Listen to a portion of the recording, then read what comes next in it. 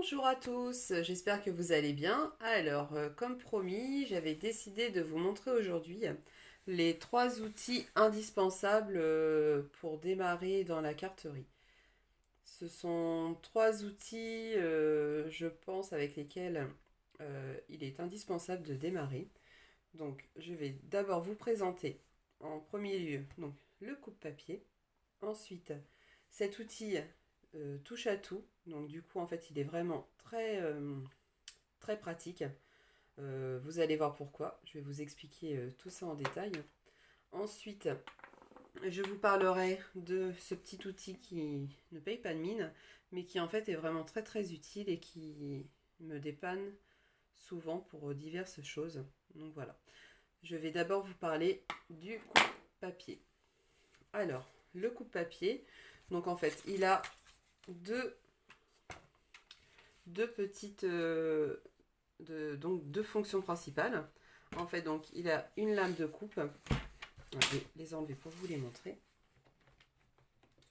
individuellement. Donc celle-ci, c'est une lame qui va venir couper mon papier, donc qui est changeable. Voilà, il suffit de commander. Lorsque la lame commence à fatiguer, il suffit de commander des lames de rechange. Elles sont vendues par lot de 4. Et donc du coup on a celui-ci qui va nous servir pour marquer des plis. Donc voilà, sa forme est plutôt arrondie. Donc elle va nous marquer des plis parfaits. L'avantage de ce coupe-papier, c'est aussi sa règle qui mesure. Donc il peut mesurer jusqu'à 43 cm et demi. Et l'avantage aussi qu'on a et qu'on n'avait pas sur l'autre coupe-papier, c'est que vous voyez en fait ici, les 16 cm sont bien représentés. Il n'y a pas de... Avant, on avait un espèce d'arrondi ici qui nous permettait pas forcément de faire des mesures exactes entre ces 15 cm et demi et on va dire 16 cm et demi. C'était toujours de l'approximatif. Donc là, vraiment, on a vraiment bien le 16 cm qui est bien dessiné.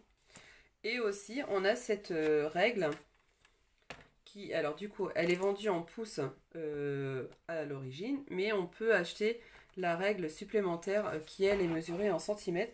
Donc en fait, qui nous permet de faire si par exemple, on veut couper une carte jusqu'à son milieu, en fait, on peut s'arrêter là où on veut qu'elle s'arrête la coupe ou le pli, en fait, en fonction de ce qu'on veut. Et là aussi, on a des mesures en centimètres aussi au milieu, donc on en a en haut, au milieu et en bas. Ça nous permet vraiment de bien repérer où on est, de bien mettre notre papier comme on souhaite le mettre. Donc voilà, donc je vais vous montrer quelques avantages de ce coupe-papier.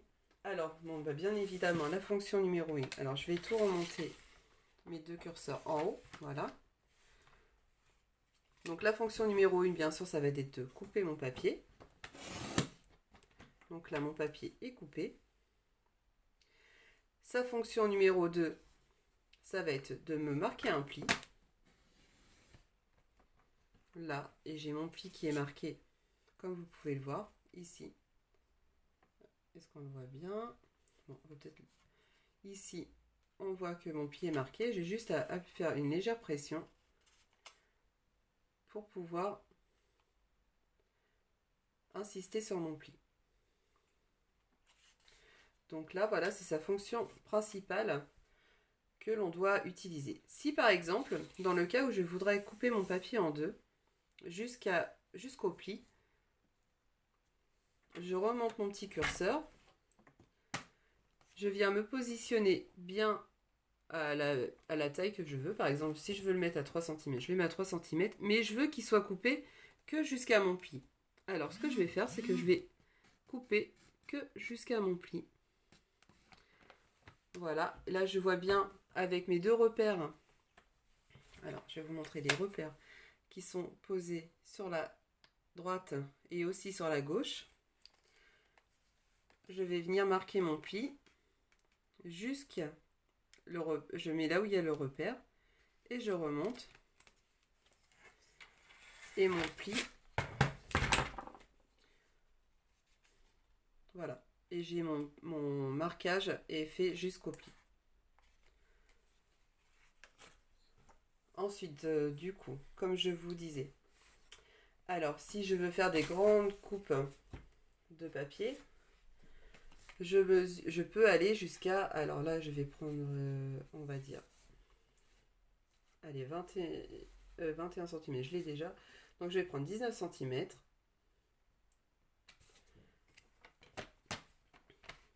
Donc là, je remonte mon papier.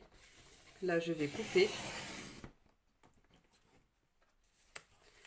Et ensuite, je vais vouloir plier pour faire une carte, par exemple. Donc 19 divisé par 2, ça nous fait 9,5. Donc je vais marquer mon pli. Donc je descends mon curseur gris foncé. Je le descends tout en bas pour pouvoir utiliser le gris clair et marquer mon pli avec mon accessoire mon curseur qui marque le pli. Voilà, donc là, du coup, j'ai, on va dire, une base de carte.